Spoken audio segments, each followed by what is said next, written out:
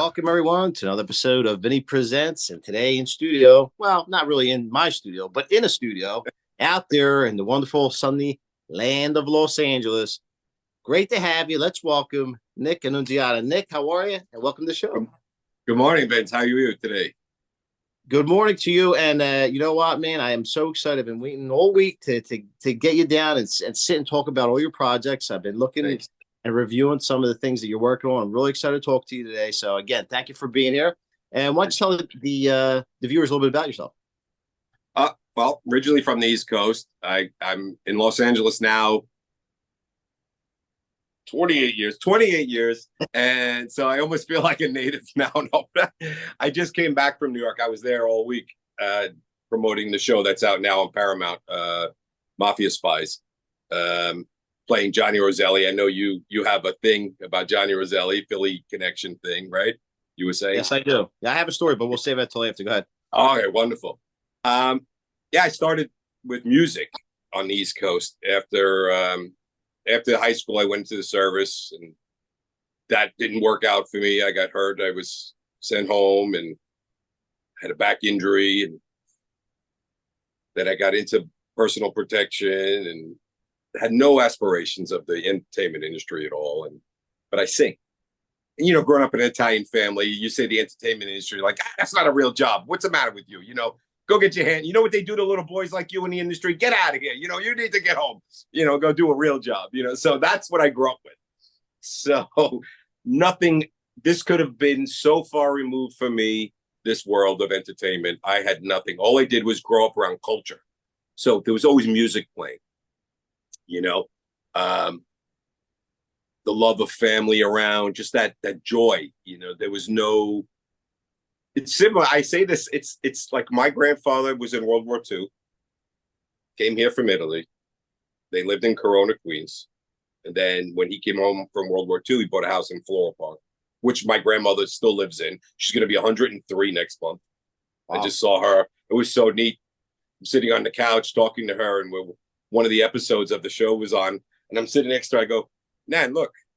And she's like, yeah, okay. Like, she couldn't get it. Like, it's like I'm right there on TV as well. It's so funny. So, and when I do Zoom calls with her, she goes, oh, I miss you so much. I wish I could see you for real. I'm like, this is real. It's like, so this is like a Jetsons episode for her, I'm probably dating myself by mentioning the Jetsons now, but anyway. I remember the Jetsons. Right? So, but anyway, so fast forward, I started on stage. Someone spotted me one night when I was singing off from doing the personal protection I was involved in. And it just went from there. I guess God puts you where you're supposed to be. So I always say I'm exactly where I'm supposed to be. I don't question this anymore. I've been through enough no's, rejection in the industry where it's not my time. That's how I look at it. It's just not, when it's ready for you, it's ready for you. And I love seeing people that I know in the industry succeed. I'm a big fan of success. I cheer people on. I'm not one of these guys who are like, should have been me, should have been. What's the purpose? I don't get it. It's just be happy for somebody. So I've always lived my life that way. I'm always just doing stuff. I'm constantly busy. So I don't get caught up in the minutia and the politics of things in the business.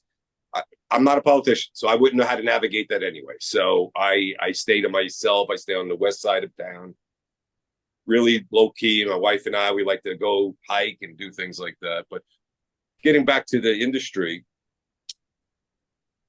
yeah. So I came out to California. I got on a soap opera for 9 months, and my character, Days of Our Lives.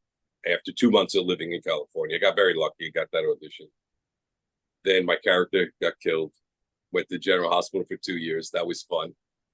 My character's still alive. They can bring me back anytime now. That soap world, they can grow your head in the garden.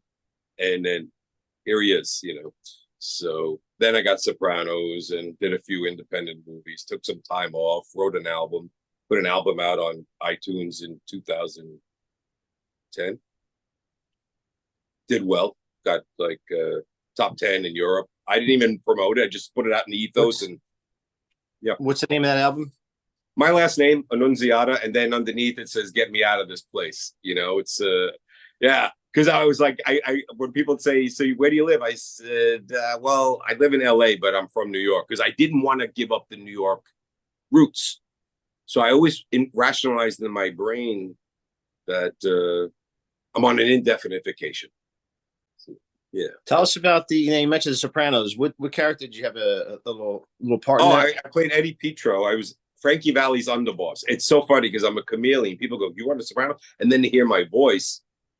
Oh, I just didn't get it. I just didn't put it together, because when I was the first season I was on, my hair was long. It was back in a ponytail. I was in the recording studio when they called me for it. And they said, we got you an audition for Sopranos. I'm like, oh, that's great. Everybody's trying to get on the show. It's like season 5. I said, well, send me the sides. They go, oh, it's just one line. And I go, oh, really? Okay. What is it? They go, I thought Monks made it. They're talking about grappa, right? So I said, okay, cool. They go, no. But your name's Eddie Petro. You're an underboss. You're this, you're that, and the other thing. And I'm like, all right, there's more to this than you're leading on, but okay, I'm ready. So I go in the next day in the city. I'm wearing a vintage shirt like out of Goodfellas that I got from a vintage shop out in LA. I still have it. I wore it actually in the series. So I make a little cameo with that shirt. It's awesome. Everybody loves this shirt. So I walk in and it's like these Jersey Shore Guido guys are sitting in chairs like this, slouched over, like trying to flex and all this stuff. So I walk in, Vince, it's so funny. I walk in, they sit up, they're like, who's this guy? He just walked in. They thought I was part of the production, I guess. So I sit down. One of the ladies comes out. She says, guys, who's next? Now these tough guys. Well, were you here for? I tell you what, you figure it out. I'll go. I walk in because I want to go back to the recording studio, right? So I go, hey, I'm Nick Annunziata, Eddie Petro. I thought Monks made it. What do you want me to act? It's a fucking throwaway line. And I walk out. Just walk out and I leave. 2 hours later, my agent calls me. He goes, I don't know what you did, but they want to see you tomorrow. Here's 4 pages of dialogue. So it wasn't so much the lines. And this is the point. The reason I tell that story is because this series that's out now,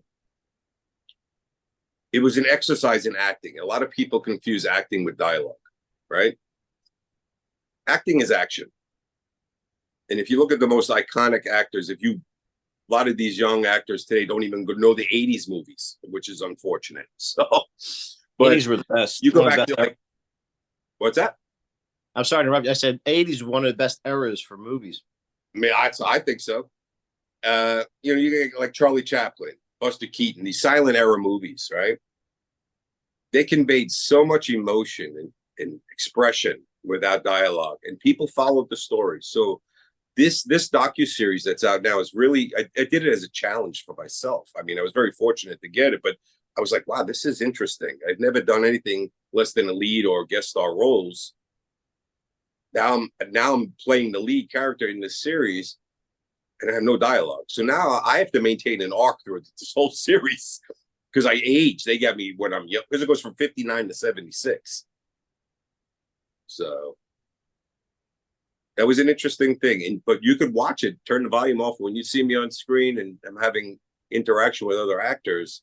You know what's going on because it's all here, right? As an actor,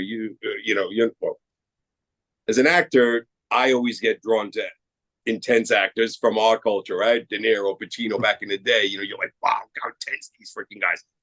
Brando, De Niro, Jimmy Caan, Denzel Washington. It's all here, man. It's so subtle and nuanced. And I was able to, it was a great exercise for me. And I'm actually proud of it. I'm very proud of it. A lot of people will say, hey, you're not talking. You're not even doing anything. Really? Let me know when your series comes out so I can watch you. Well, I didn't do a series. Thank you. It's like people always there's always pundits, there's always somebody that's going to say something. Nick, you're absolutely right. And, you just mentioned Buster Keaton. I'm a big fan of the silent era. I think that, I remember growing up and watching some of the silent movies. I had some family members that kind of turned me on to some of that stuff. And I was impressed by the fact that these people really mastered the body language and, as you said, the expressions, and that was something that was amazing. And I watched more of it. And I'm also a big fan of, and back here you'll probably see the poster. It's right there somewhere, of Sunset Boulevard. one of my Yeah, favorite movies, and it's sort of a homage, I guess is the word, to the silent era with with all those great actors. And Buster Keaton actually had a cameo on that. But I think I'm an amateur actor, amateur screenwriter, uh, but I like to watch those classics because that's really, like you just said, acting is action. So it's important to understand that. I think most actors seem to that are just starting out get too overwhelmed with the dialogue and don't understand that yeah. that's just an element of the whole thing. Well, the importance of dialogue, yeah, it helps propel the story to people who are not really paying attention and they need to be spoon fed, right? That's how I look at it. Or to get to, you have to, there's certain information because you're not shooting that scene. But what's the subtext? What are you really getting at? What's really, so when I get a script, I'll read it. And as just for pure entertainment first. And if I start connecting to it, it happens innately. I don't even subconsciously, I don't even think about it. It just all of a sudden now the character is starting to develop in my subconscious. And it starts with their image of what I feel they're wearing. Then all of a sudden I hear music in the background. It goes back to my music background. So when I write very visual anyway. So I look how all these things that made me who I am and what I do. And when I was younger, I questioned it. I was like, is this the right way? There's no right or wrong, right? In acting. In my opinion, there's no right or wrong. It's good or bad. There is no right or wrong. Because you could watch something and it could be a great actor that you've seen in another project and you're like, oh my God, I'm blown away. And I'll give you a classic example. Just looking at that Rocky poster behind your head. My grandfather took me to see that movie when I was 9 years old. 10 years. No, wait, came out in 77. So I was older than that. So that was 10, 78. I was 10, 9 or 10. At the house that my grandmother's living in now in Floral Park. Went to the Belrose movie theater because at the time, after a movie came out, after a year, it was $1 to go see the movie. Remember those days when you could go to movies for $1? Yep. So, I was so inspired by that movie. Thank you, Sylvester Stallone. I was so inspired by that character, that underdog character, that as a child, that when we came back, I was so hyped up. They're sitting on the stoop. A lot of people don't know that's the steps that enter your house, East Coast stoop. So I started running around the block, and they're laughing at me, but not in a upset, like, oh, and I'm like, and they're like, yeah, go Rocky. And I was so jacked up from that movie. So when someone asked me this in an interview a couple weeks ago, they said, who's one of your biggest inspiration? I actually say Rocky Balboa. They go, you mean Stallone? I said, no, that character, Rocky Balboa, was I mean, I think Stallone is an underrated actor, big time. But no, well, hometown hero. Let's face it. Rocky. That was every single person thought they were Rocky when that came out, and it's amazing. I grew up a block away from I grew up in the Italian market where of course he runs down that. Somebody throws him. Is an improv. Actually, somebody threw him an apple or something as he's well. It was pretty cool. Oh, that was improv? Yeah, it was improv. That scene was improv. See? Brilliant. I love those things. That's so cool to hear. The reason people always associated Frank Sinatra with the mafia was because those are the guys who owned the clubs. Those are the guys who actually took him in and basically gave him work. So Frank, on one side, is loyal to the bone. So, hey, they were there for me when I was starving. So of course I'm going to be there for them. And I think he had a fascination with power. That's, think about it. He's super powerful in the entertainment industry, or he was before he had his resurgence, and these are powerful figures that are in the underworld. There's an admiration, I think, on both sides, It's kind of like actors want to be rock stars want to be actors, it's that kind of thing. But they were there for him. There was also a point where I got to ask Jay Michael, I got to ask him this when I go to Vegas. Jack Dragna was the head of the Los Angeles Mafia in the 50s. He came from the East Coast, brought union racketeering, all that stuff out to LA. There was rumors like around that time in the 50s, Sinatra could be a little belligerent towards people.